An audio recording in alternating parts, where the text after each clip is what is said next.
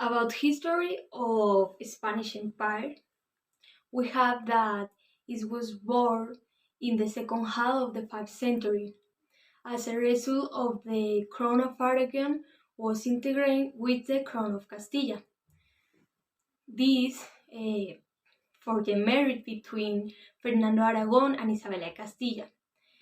It should be noted that it considered an integration and not an union since the judicial and legislative institutions, as well as the economy and society, continued to be independent of each crown. However, they did share common external policies such as peninsular territorial expansion and political isolation from France, among others. During the year 1493, after the discovery of America, Pope Alexander VI, through the papal bulls Inter Caetera, granted all the territorial regions or territorial rights of the New World to Queen Isabella. Contracts of bilateral linkage and subordination are made for the discovery, conquest, pacification, or settlement of the New World. On the other hand, the government of the new territories is in share of two institutions. The first one, the Casa of Contratation for mercantile and commercial relations, and the Council of Castilla for government and judicial lawsuits. Bienvenida Alejandra y compañeras.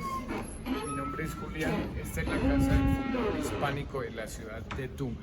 Tunja fue fundada el 6 de agosto de 1539 por el capitán español Gonzalo Suárez Rendón, un capitán de caballería que nació en Málaga, España. Decimos fundación hispánica porque antes estaban los indígenas muisca de habla chibcha. Estos indígenas tenían organizada su economía, sus ritos religiosos, tenían organizadas sus leyes. About input supply process, the food supply was made by means of two mechanisms of support, the annual contracts of provision and the fiscal contributions. There were numerous workforces which needed mercantile asentistas to serve as intermediaries between the military and the Spanish Empire. These asentistas and bureaucrats had regional production and supply capacity, as well as collection centers. An important fact about logistics is that they didn't pay attention to the packaging of the food, leaving aside its quality. The supply was of products such as meat, biscuits, tobacco, and yerba mate, clothing, and weapons. The suppliers at that time were called hacendados. At the military and maritime level, hemp was a staple, so its production, manufacture, and distribution was of great interest to the empire. During the Spanish Empire, different gastronomic worlds were found, thanks to colonization. In the case of the conquest of the Aztec Empire, the colonists were in charge of taking seeds, vegetables, burning animals, and horses to New Spain by means of ships that made the transatlantic cross, the latter for work and military purposes. For the construction of the ships, conifers and hardwoods were used. For the oars and the interior of the ships, beech was used, and for the planks, pinabet and pinasapo were used. The most characteristic ship designed for navigation in the Mediterranean was the galley, moved mainly by oars, elongated and with a shallow draft. On the other hand, the galleon was designed as a technological response of the naval and commercial needs from Asia to Europe, which is why in the 16th century war galleons were built as a result of the evolution of other type of ships that already existed at the time, some of them weighing more than 1,000 tons. The preparation and logistics of the Spanish army was determined by the decisions of the monarch in terms of objective, duration, number of sailors and soldiers, supplies and artillery. However, it was extremely complicated to put into practice what was strictly planned. After the discovery of America, the defensive model was multifocal, which consisted in the disposition of arms in different corners of the empire. Transportation is evidenced, for example, in the arrival in America across the Atlantic. the transfer of precious metals from America to Spain without the intervention of pirates, thanks to the fleet of the Indies. The galleys, on the other hand, were also protagonists in the struggle between the Ottoman and Spanish empires for control of the Mediterranean. The instrument of Iberian overseas expansion between the 15th and 16th centuries was the caravel. The caravels, heavy and slow ships, but with great capacity, were destined for transport and dock only in ports with enough depth. The galleon was a ship similar to the galley and was developed for traffic between Spain and America. So it was of the merchant type, but had cannons. The process of information and knowledge in the empire consisted in reports of royal servants produced in colonial spaces, being the source of communication of the kings beyond the court. These experiences were compiled in a document entitled Information of Merits and Services. The practices led by the Spanish Empire are mostly directed towards naval power. At that time, the term amphibious logistic or amphibious operation was adopted.